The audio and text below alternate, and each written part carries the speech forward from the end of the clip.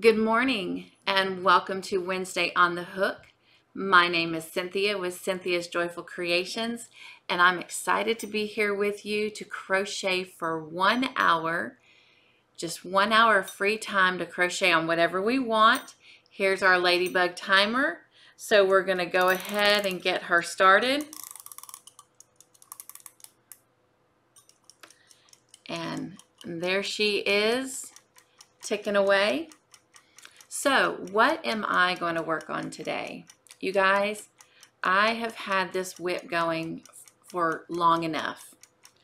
All of my children have received their hoodies.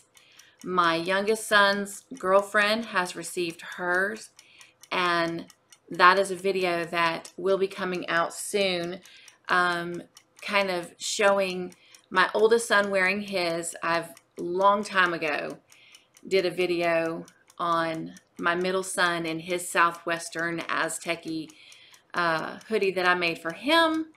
And so now I have completed my oldest son's, my youngest son's girlfriend, and I am finishing up my daughter-in-law's. So that is what I'm going to work on today. And then hopefully within the next week, you will see a video that will kind of re-show Isaac and Andrew's and Megan and all of them wearing their hoodies. And so Andrew's hoodie was actually a tutorial back when Wednesday on the Hook was kind of like a crochet along tutorial. And so it was the green and black. And then Isaac's is kind of a variegated hue of grays. And so yes, I'm excited to have those done. I'm excited that they have them. Angel, unfortunately, is probably the only one who's going to get hers when the weather is starting to get a little bit warmer. However, she will have it for, in the future. So, provided that we get it done. So that is what I'm going to work on today. And I'm going to move you just a tad bit, so hopefully I don't make you dizzy, so I can bring her WIP in. I'm going to show you something. I was at Goodwill right before I went out for surgery. I actually had taken Andrew to Columbia for a training day because he's now a security guard, and he had to go to Columbia which is about, for where he had to go, it was about 45 minutes away from us to an hour, depending on traffic. And there's a Goodwill up there that my husband and I just absolutely love. But Andrew was going to need some dress pants, and he's kind of a hard one to shop for because even though he's 22, God bless him, he still falls clothing-wise somewhere between your juniors and your young adult, sizes. Men's sizes. So it's really hard to find pants for him sometimes that actually fit. So I thought, well, we'll just take our chances at Goodwill, and if that doesn't work, then maybe we can go try Walmart or the mall or whatever. And so anyway, we stopped at the Goodwill that Todd and I really like, and we did not find the pants for Andrew, which we did later find at Walmart. But anyway, I found these little containers. There was 4 of them. They were still wrapped and packaged, so they are brand new. And I paid $12 for 4 of them. They have little handles on the sides, so they slide right underneath my day bed perfectly. And so it's very easy for me to keep some of my WIPs in them, and so it's just easy to pull it out and everything is already in here. And this is what's neat, is you can fold back the lid and you've got your stuff here, or it easily just completely comes off. And then of course, if you're not even using it, they fold up because the bottom slides forward, or this little insert thing comes out actually, and these can, collapse and close, which makes for easy storage. But anyway, So I thought that was a steal for $12 for 4 of them. All right, so let's take a look at Miss Angel's project here and see if we can't get it done. I hope that during our time next week, before I start my crocheting, I'll be able to say, hey guys, look, this is it, it's done. And so I've shown this before as I've been working on it, but in case we've got someone new today, here are the sleeves. And as you can tell, they need to still be sewn in. And I worked on this one at work during free time. And as you can see, I didn't have any clips, so I used paper clips. But hey, you use what works. So these are the sleeves to her hoodie. And this is the front piece to her hoodie.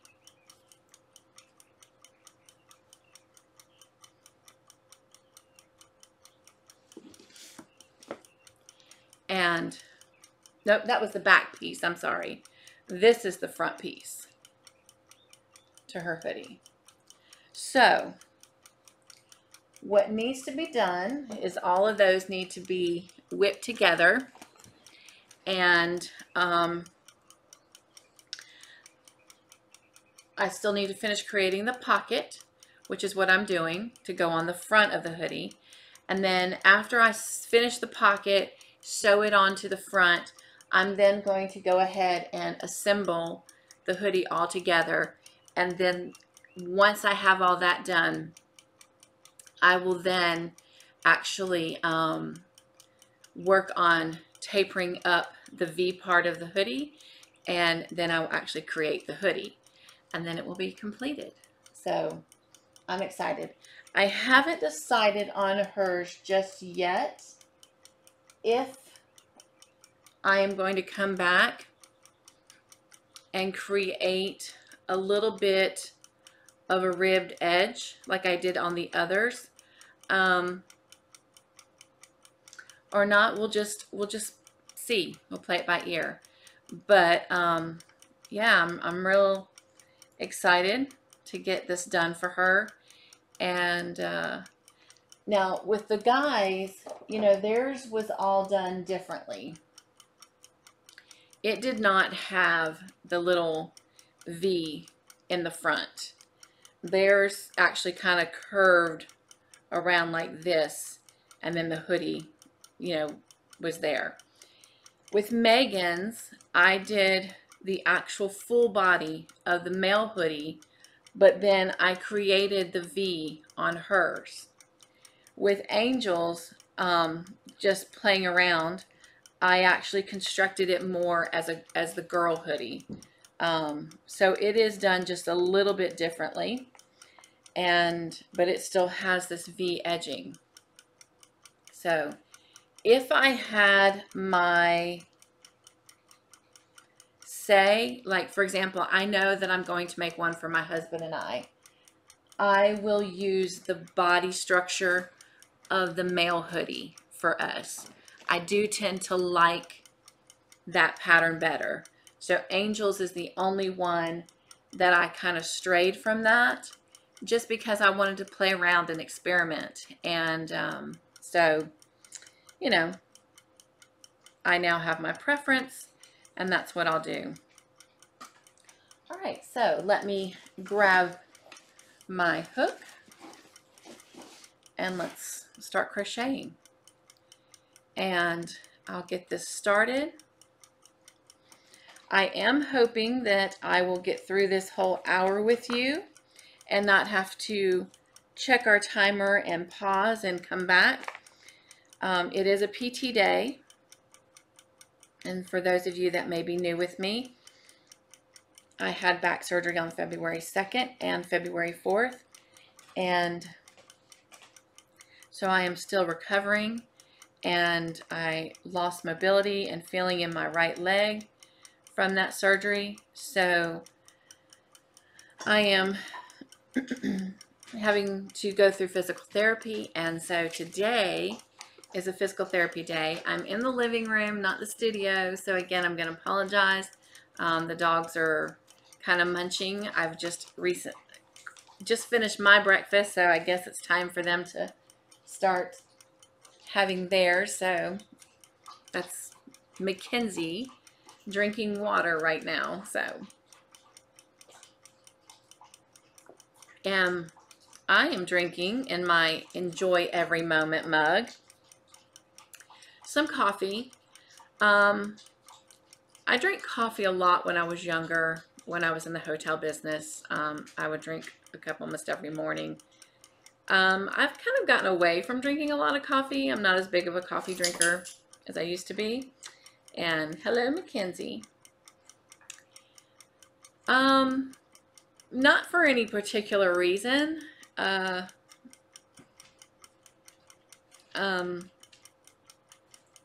only thing I really put in my coffee is I do add a little bit of honey for just a little bit of sweetness, and I put a little bit of 2% milk or 1% milk, depending on what I have, and that's it. And so I've become more of a hot tea drinker than I have coffee now. And I think a lot of that has to do with just my diabetes and trying to be healthier. And I don't know, I like the flavored tea a lot more. And the coffee, it's a nice treat every now and then, especially if I am really tired and I'm trying to push through and get something done. But today it is just pure enjoyment. And what makes this cup of coffee really great is I made it myself. And again, if you're just now tuning in, please don't think, how in the world has she gotten blah, blah, blah, blah, years old and she just made her first cup of coffee. My first cup of coffee that I've made on my own since having my back surgery. So, and then for those of you who are tuning in with me all the time, again, I apologize if it seems like all I talk about anymore is my back surgery. I know that it is something that is, you know, a big part of my life right now. Like everything is focused around this recovery. So it is my life. But I know sometimes it gets old and people get tired of hearing about it. But I am going to share something real quick before we go into our question for today. And that is, how did the doctor's appointment yesterday go? And I was kind of dreading it because I wasn't sure what he was going to say. And I'm just going to ask you to give me just a quick minute. I want to look over this real quick so I can be crocheting as I'm... All right.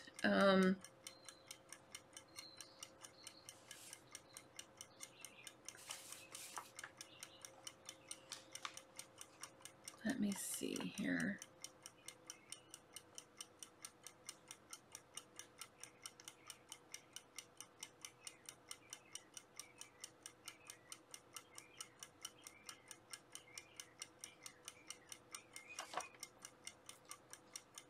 So I just needed to refresh myself a little bit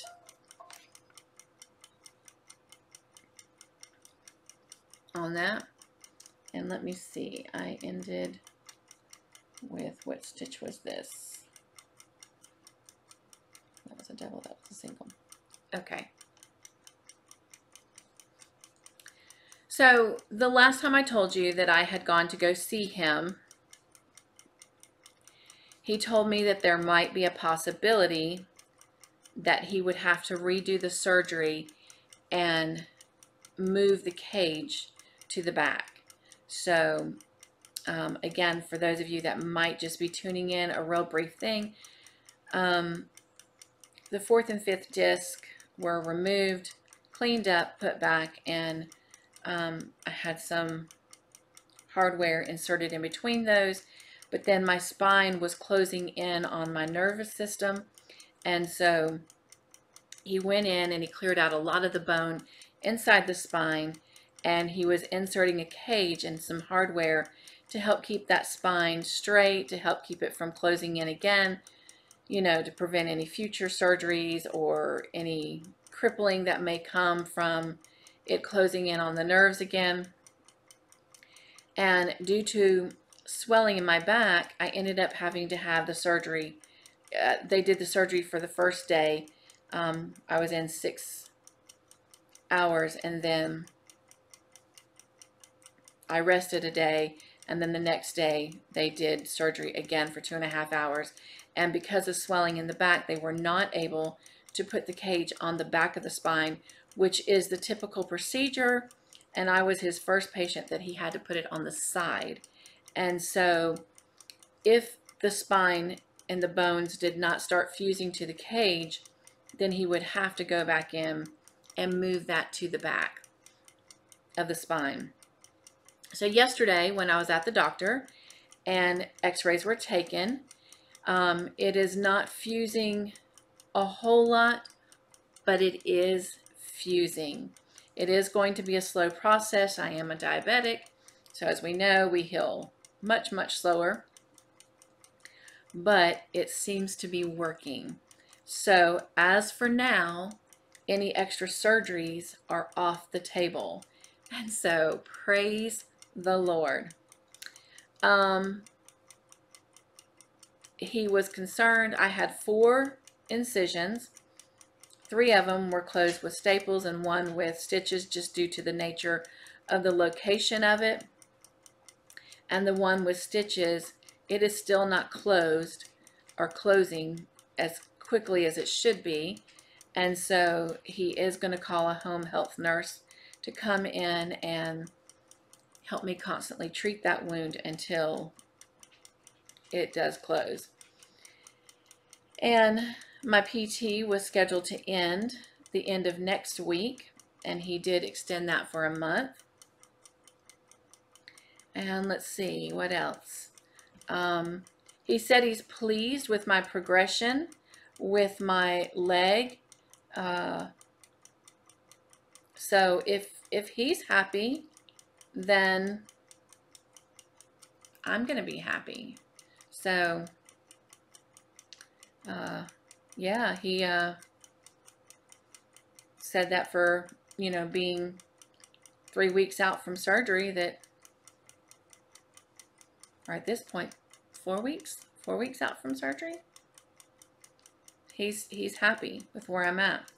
Thinks I'm making really good progress. So that made me feel really good. And he's still very hopeful that I will regain all feeling back in my leg and mobility. So the running joke now in my household is who's going to walk first, me or Violet. And no offense to my granddaughter, my brand new sweet 3-month-old granddaughter, but Grandma plans to walk before Violet does.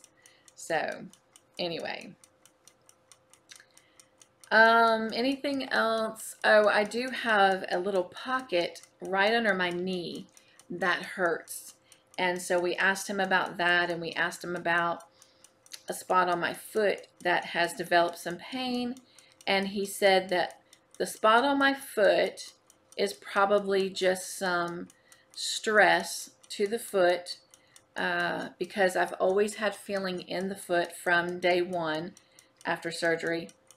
All of this with the leg happened after the 2nd surgery, because he had to move the big nerve that ran down the side of my leg and the quad nerve to get the hardware in, the cage in. And so anyway, he said that that pain in my foot is probably just extra stress added to the foot for having to, you know, manipulate the dead leg a little bit. So now the pocket on the knee, that is probably just fluid that built up on the knee. And as the leg is continued to be strengthened and all of that, that should work itself out. And I do need to alternate a cold and hot compress. I do know that a heating pad has been my best friend, and especially on rainy days. And it's so funny because this morning it was pouring down rain, but as you can kind of see around me, the sun is coming out, and it's really turning into a beautiful day. So yeah, I hope that continues. But anyway, all right. So, a very good report at the doctor.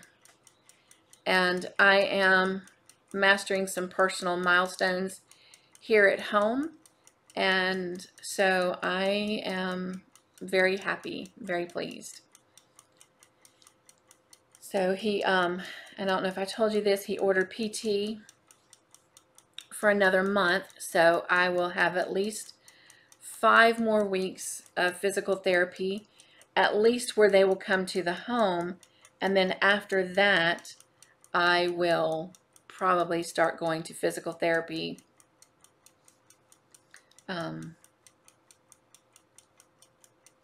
driving to physical therapy. And hopefully that's exactly what I'm doing. I'm driving. You know, obviously with my right leg and the condition that it is, driving has not been an option, and that is very sad for me because I love to drive. And anytime my husband and I go anywhere together, I'm usually always the one driving because I love to drive, and you know, he loves to nap. And so right now he is my chauffeur. He is my everything. So anyway. So the question for today kind of comes from a little bit of what I've been going through. And it is, what are you afraid of? What scares you? And it can be anything. Anything at all. For me, I'm going to list 2 things, and they are in complete different categories of one another. Because we can be afraid of so many different things.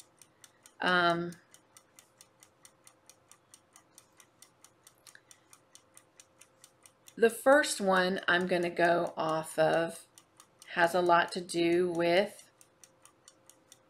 what I've been through, but it's something that I've known about myself for a long time. And the first one is, I am afraid of heights. I'm afraid of falling. And that fear has actually gotten in my way a little bit with my recovery,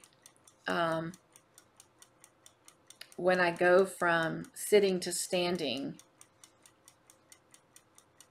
from, you know, whatever I'm sitting on to standing with my walker, I am afraid of falling. Which, I mean, it has happened. I have fallen while trying to stand. Luckily, I have always been with a physical therapist when that's happened twice. Hello, friends. So if you're also new with me, anytime you hear that, and I know I could silence my phone, I could silence my tablet, but I don't. And the reason I don't is because that little sound, those little notifications that you hear are my friends on YouTube posting videos. And so it's just my way of acknowledging that they're bringing some wonderful content for me to watch and listen to when I am not spending time with you. So I look forward to those videos. So, and then I have fallen one time while walking. The walker slid on something and then it tipped, and so yeah. But I'm afraid of falling. I'm afraid of heights. I love climbing the mountains. I love getting to the top and looking over. It doesn't bother me as much, but I will never forget, you know, in youth ministry, a lot of times, you know, you always go through these training programs and whatnot, and they would always have retreats for youth ministers, and it never failed. We always had to do the trust fall. And it's like, why? Why? I am the world's worst person at doing the trust fall. And it's not that I don't want to say that I don't trust that people won't catch me. It's the falling. It's the fear of falling. And I wish I could say the older I got, the better that got, but it didn't. But it didn't stop me from doing things. I can remember let me stop and think.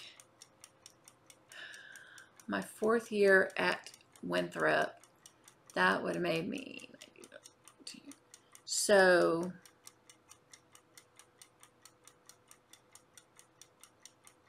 I would have been 23. I was a youth minister in Savannah, Georgia, working with inner city kids, and I had about 9 kids in my youth group. And for inner city, you guys, that was huge. That was a good number. All right, so my little pocket is coming along. I've already got my little ridges here starting to develop. You won't be able to see it as much until I go around and do the trim on it. But for this next part, I'm going to use my row counter, because to finish the pocket, I have to do 9 rows. So I'm going to show y'all something really cute. Y'all are going to think I'm crazy, but my dogs are house trained, and right now we don't get to go for many walks because of my situation. It would be really hard for Todd to push me in a wheelchair. Hello, friends. And have the dogs on a leash. Now, our dogs are, you know, we've spent a lot of time with Sadie, who is our daughter, and raising her. She's a rescue. She was abused, and she managed to get away. And my middle son kept seeing her come to the plant where he worked. And the 3rd time she appeared, he was like, it was obvious. And she was, oh, you could tell. You could tell she had been neglected. You could tell that she had been hurt. You could tell that she was starving. I mean, you could see her bones a little bit. She was so broken. So he brought her home on his lunch break, which was about 11:30 at night. And he said, as soon as I get off, you know, I'll come get her and whatnot, because we lived 2 blocks from where he was working at the time at the craft plant. And when he left, I mean, we just couldn't leave her on the porch, you know. And so we brought her inside. Our porch just closed in, it's screened in, and it's shut, you know. But we brought her in, and I just remember how broken she looked. But anyway, long story short, off my tongue rolls the name Sadie, and he comes back, and, you know, long story short, she became our dog. And so we've been able to pretty much raise her, and she was about 1 year old when we found her. She looked a lot younger than that, but according to the vet at the time when we took her in to have her looked over, and given shots and whatnot, and set up a date to have her, you know, fixed and all that, because we didn't want any little Sadie puppies. They told us she was about a year old. But anyway, so we've had Sadie for 3 years, so she's going to be 4 coming up in May. And so anyway, hello friends. I'm going to be busy today watching videos. Mackenzie is our Marine son, Jonathan, the one who found Sadie. She is his German Shepherd, so she is our grand dog, and he's had her for, oh my gosh, maybe 8 years. And so she's been well trained as well. So truthfully, Todd could probably push me in a wheelchair and they could walk beside us. Mackenzie is an older dog, obviously, and so she would not be of any concern. Sadie, unfortunately, if she saw a squirrel or a kitty cat, heaven forbid, she turns into Odie and must get the Garfield and will take off. So anyway, right now the girls don't get to go on any walks, and right now they get more walks than I do. So we don't really need the little puppy bags. You guys, that's how big one is. It is perfect. I have turned these into little crochet trash bags. And right now, I currently have one that is hanging off of my walker.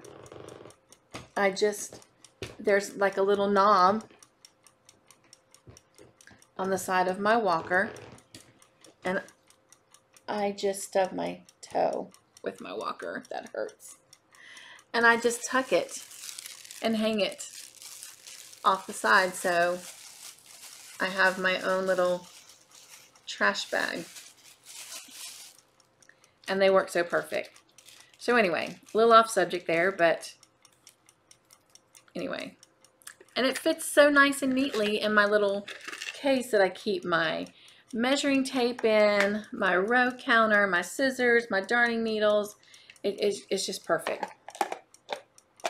And this is one of the boxes. There was 3 that came from Crochet Society, so this was an unboxing. So, all right, so back to my story. I don't like trust falls because you have to fall, and I don't like falling. And let me get my row counter set up here.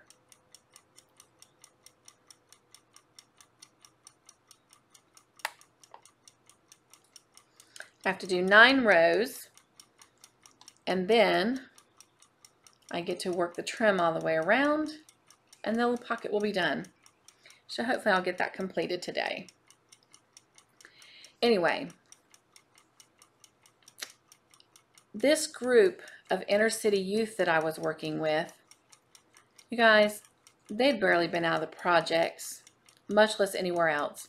The really closest thing to excitement they had was going to the beach, because Tybee Island Beach, I worked in Savannah, Georgia as a missionary doing youth ministry with the Home Mission Board out of Atlanta, Georgia. I am Southern Baptist, but anyway, I don't claim to be a Southern Baptist, though. I claim to be a Christian. And I'm not going to heaven because I'm a Southern Baptist. I'm going to heaven because I'm a born-again Christian. But anyway, Tybee Island is, you know, right there near Savannah. So the beach was about the most exciting things that these kids had seen, and some of them had not even seen that. I remember, I will never forget the day that I drove across the bridge that separated South Carolina from Georgia, and it was huge to them. And I thought, I need to do something special for these kids.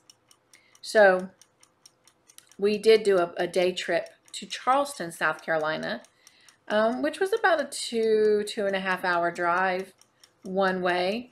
And we went to the beach there, and you know, we went around the Battery and the marketplace and all of that, and then we took a tour of one of the ships there and whatnot. But anyway, you guys, you would have thought that I had taken them to Disney World. So I thought, I am going to expand their, you know, adventure a little bit more. So we worked hard and we raised money for all 9 of them. And that's my timer, but it's not time. So not sure what that was all about. But anyway, we raised money for all 9 of them, myself and one other chaperone, one other missionary, to go. And we went to Camp Eagle. It's in Tennessee. And anyone who knows me thinks that I had a real big hand in choosing that particular camp because of the name, because one of my favorite Bible verses since I was 10 years old is Isaiah 40:31, that says, "Those who hope in the Lord shall renew their strength. They shall mount up on wings as eagles. They shall run and not be weary. They shall walk and not be faint." Well, that is not why I chose that camp. I chose that camp because of what the activities entailed. And some of it was horseback riding. We were going to get to go canoeing, paddle boating. We were going to get to go swim in caves. And we were going to get to rappel off of a mountain. Now, you would think, if you're so afraid of falling, why would you do that?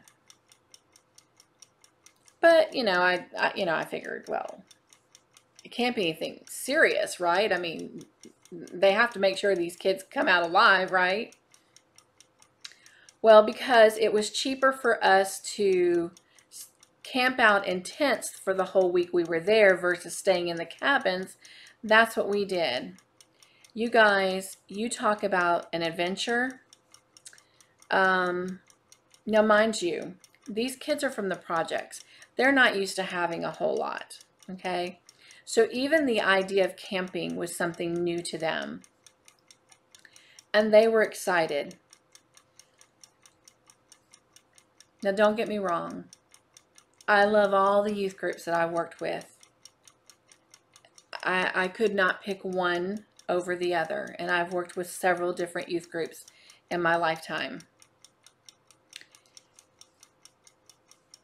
But my upper middle class kids, if I had taken them on this trip, it would have been complaint, complaint, complaint, complaint. Just speaking the God's honest truth. These kids never complained, not even with the fact that it rained almost every single day we were there. Remember, we raised all of our money for everything, including the little lightweight pop-up tents that we were all sleeping in. And yes, did you catch that? Lightweight pop-up tents. So when the rain came and the wind blew, I can't tell you how many times some of us had to keep finding our little pop-up tent. Not to mention, every time we wanted to go to the bathroom, we weren't staying in the cabin area. So we had to hike up a road, and it was all uphill going. So it was probably, you know, I don't know,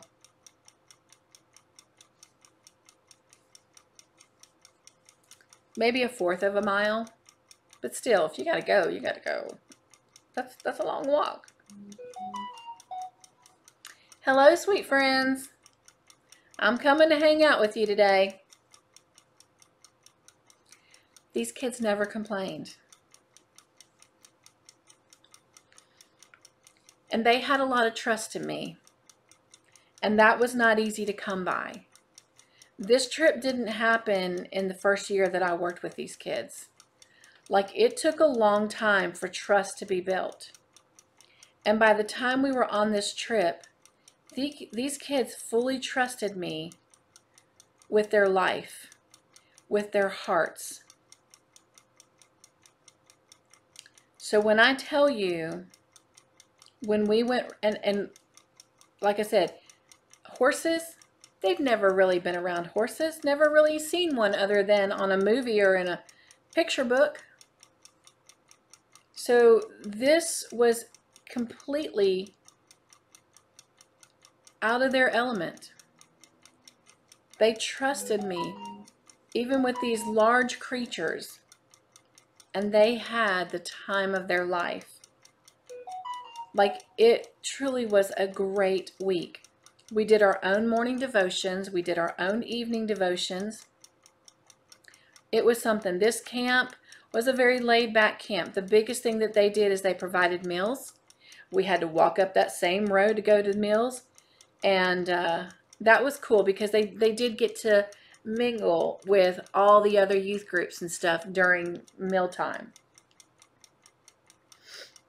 But all the individual activities were done. Each group, they did their own activities as far as, like, I mean, the camp provided them, like the horseback riding and the swimming in the caves and all of that. The camp provided that, and they had counselors and instructors, guides that went with us. But each individual youth group went to each of those activities as their own group. So the only time these kids got to really mingle with the other youth from all over was during meals. And then the very last night, we had a big bonfire. And, they did like a celebration type thing and whatnot. But anyway, no matter what we did, these kids trusted me.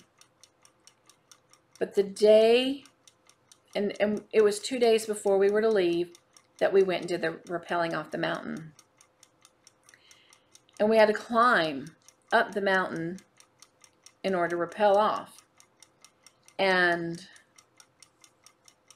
I thought, I can do this. I can do this. I want you to know, I thought I was slick. Having all those kids go off the side of that mountain with all their gear on and whatnot.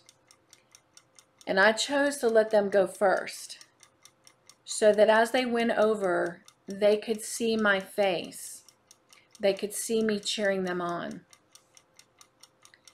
Do you know, I think only one of them struggled, because you had to literally turn around and start walking over the edge. And you have all your hardware on you, and you have a rope, and you're pulling it to slowly release yourself down. And as you go down, you can either walk it doing your rope, or you could push off and come back. And each time you're lowering yourself. And that's how you could go down. And even the one who struggled, I was like, you've got this. And she did it. And not a single one of those 9 kids regretted it. They loved it. They were ready to run up that mountain and go again. But the thing is, they're now all down at the bottom. And they're waiting. The other person that came as a chaperone with me, they went first, so that one of us was going to be down at the bottom with them. And all the guys, they had guides. Some of the guys were at the top with us. Some of the guys were down at the bottom.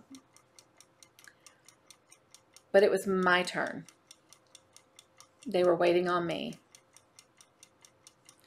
And I'm a great coach. I'm a great encourager. But what I wasn't prepared for was there was no one there to cheer me on and to face my fear. And I struggled. I struggled to go over that mountain. I struggled to take that step. And I began to cry. And for the first time in all the time I had been working with these kids, they learned something about me. They learned that I have a fear. And you guys, you know how I got over that mountain? You know how I went down that mountain? Because 9 kids, I'm going to get emotional, who trusted their life with me, cheered me on, told me I could do it. The same kids who at night, when they lay their heads down in their beds, in the projects, who have to listen not to crickets, which I'm sure they still heard, but they listened to gunshots. They heard their mom and dad selling alcohol and drugs out the back door, moonshine, just so that they can guarantee that the next bills were going to be paid, that their mouths were going to be fed, their kids were going to be clothed. Those kids who never had the life that I had, who didn't come from privileged homes, they cheered me over that mountain. And I did it. And I will tell you, it was worth every bit of it. And yes, I went up there the second time. We did it twice. And I went over it. And we did it in the same order we did the last time. And the same way, even though I'd already done it and I had fun and it was worth it and I knew I was going to be safe, they still encouraged me over that. They helped me face that fear. Obviously, I still have it. Obviously, it's something I still have to work on. But I will never forget that group of kids.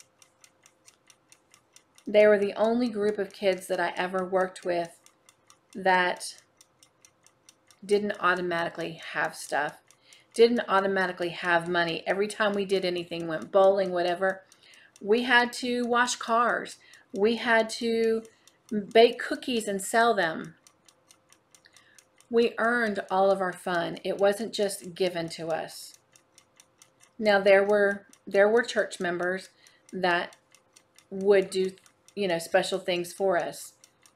Because these kids weren't just coming for the fun. We had Bible studies. I even got to a point that they did backyard Bible clubs and vacation Bible school. They learned how to give and do their testimony.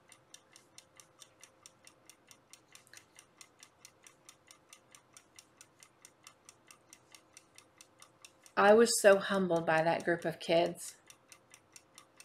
Some of them didn't even have a place to bathe, and when I first met them, whew, I met their body odor before I ever met them. Some of them had the ability to bathe and just didn't. It took somebody caring enough about them to make them want to be a better person. They had to learn that just because you don't have much doesn't mean you can't do something or become something. And that was the greatest thing, is I had to make them realize that they were somebody. They always said, one day I'm going to be somebody. No, you are somebody. But anyway, special, special group of kids.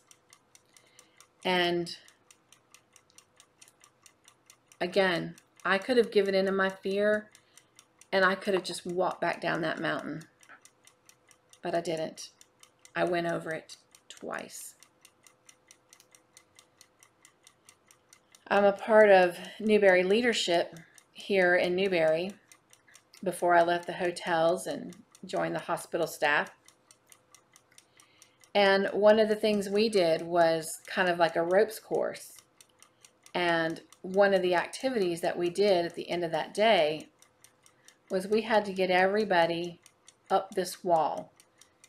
Instead of rappelling down, we had to rappel up. And little did I know that some of the issues that I was having in my feet and my knees were all because of this back situation. But nonetheless, and I'm a heavy girl, I'm a big girl, and I had to trust my team to help me get over that wall. So I had people below me helping to hoist me up because we didn't have anything. It was all about trust. You know, there were no ropes. My team had to lift me up just like I had to lift them up. And we had to get each other over this wall, and the ones at the top, they had to help, you know, they're lifting, pushing, and they're picking up and pulling over.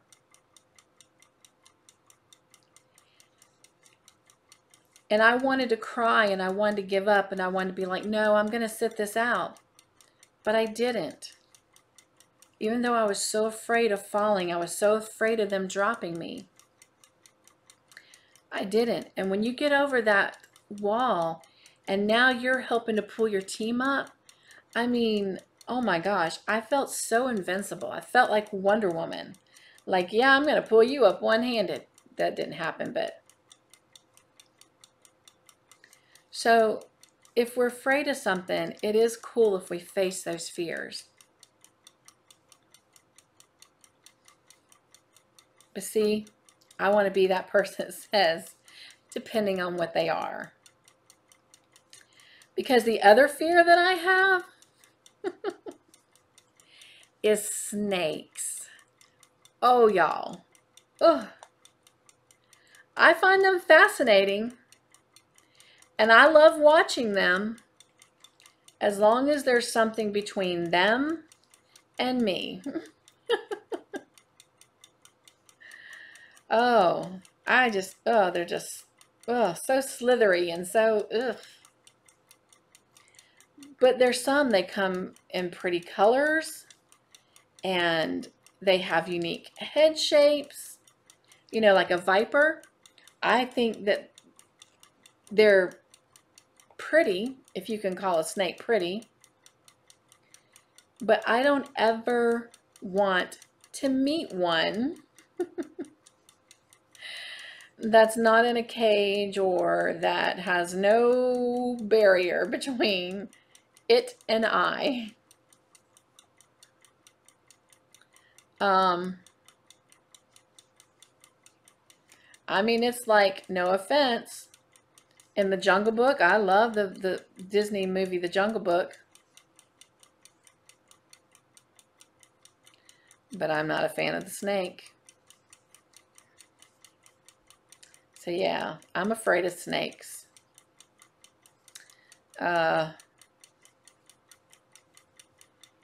Some bugs I don't care for. Oh, I don't like mice either. Ugh. And I've had hamsters, you know, with friends before. We've raised some Siberian dwarf hamsters, and I've had them with my kids when they were growing up. But I am not mice, no. Their beady little eyes and their little long spirally tails. You know, they're cute in the movies. I love them in the movies, but in real life,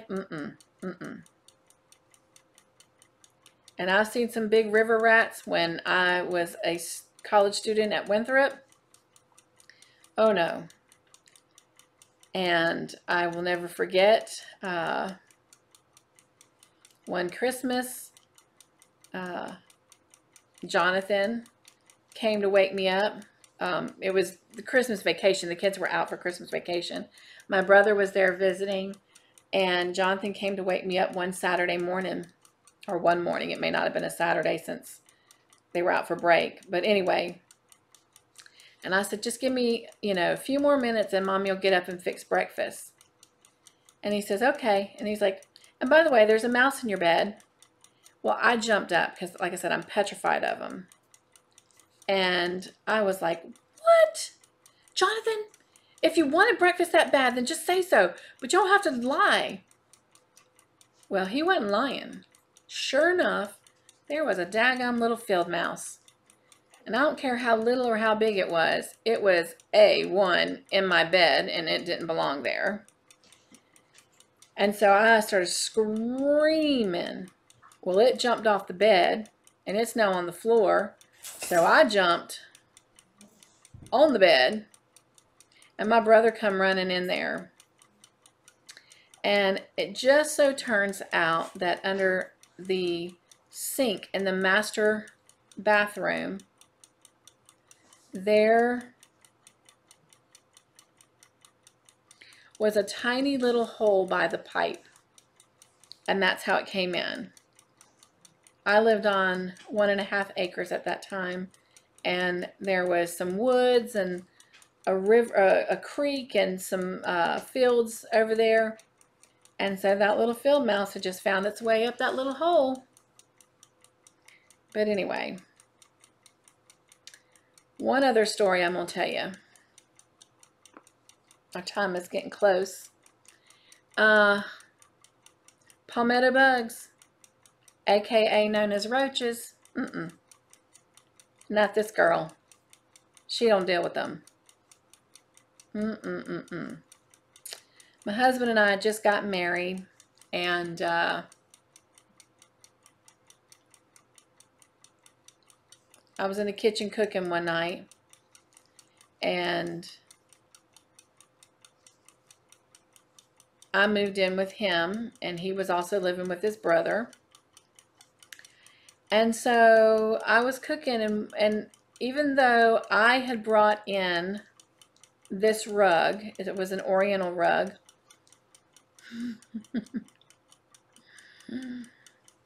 I was cooking, and I could have sworn there was a roach, a palmetto bug. And I don't know if you've ever seen palmetto bugs. Some people, you may not have them where you're at, but they're long, they're big, and they're about that wide. And if you're from Florida, which is where I'm originally from, they have wings and they fly. Well, I'm going to tell you what, here in South Carolina, they now have wings too. So they're just nasty. And I'm sure God created them for a reason, and I'm sure they have a really great purpose, but right now, not for me. Anyway, I was convinced that there was one on the rug. And I jumped up on that counter and started screaming. My husband and my brother-in-law come running in there, and they're like, what? And I said, get it. I said, get that roach. And they didn't see it. And I thought, how can you not see it? It's right there. And they're like, Cynthia, we do not see it. And I was screaming, it's right there. I'm going to tell you, I've not lived this story down. My brother-in-law will not hesitate to retell this story. You guys, I kept going on and on till they put their hand on the spot. And I was like, oh, don't touch it. But it wasn't moving, and that was the thing. And that should have been my clue. It was just part of the decoration of the rug. So you talking about being so afraid that you create an image in your head. So those are some of my fears, or things I'm afraid of. There's our timer. Our 1 hour is up. So I'm going to finish this 9th row because that will then finish my pocket, with the exception of going around, and I'm just going to do a single crochet stitch all the way around to kind of finish off this pocket. But as I'm finishing up this last row, what are you afraid of? What are some of your fears? I hope you've enjoyed my little stories. I hope that you got to work on a WIP during this 1 hour. You never know what I'm going to talk about during this time.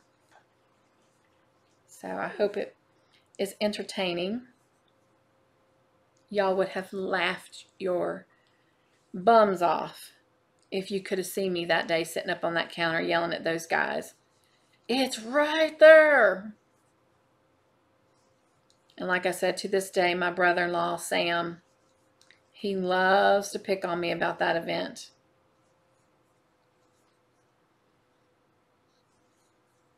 And if I'm honest, it is kind of funny.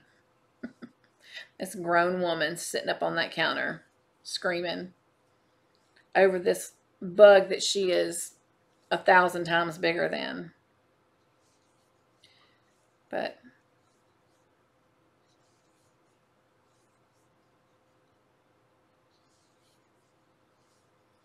all right, I am finishing up this row, and I'm going to show you this real quick. And then our time together today will be over. Sad. All right. So here's my pocket. And I know it's hard to kind of see it right now. It's curling up. But, and it's kind of hard to see this little section right here. But as I do that single crochet around, it's going to kind of help round this out a little bit more. But if you've seen the other hoodies I've done, even though it doesn't look much like it now, it does on the completed project.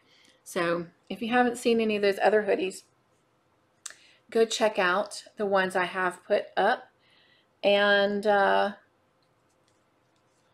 be putting out that new video very soon on Andrew and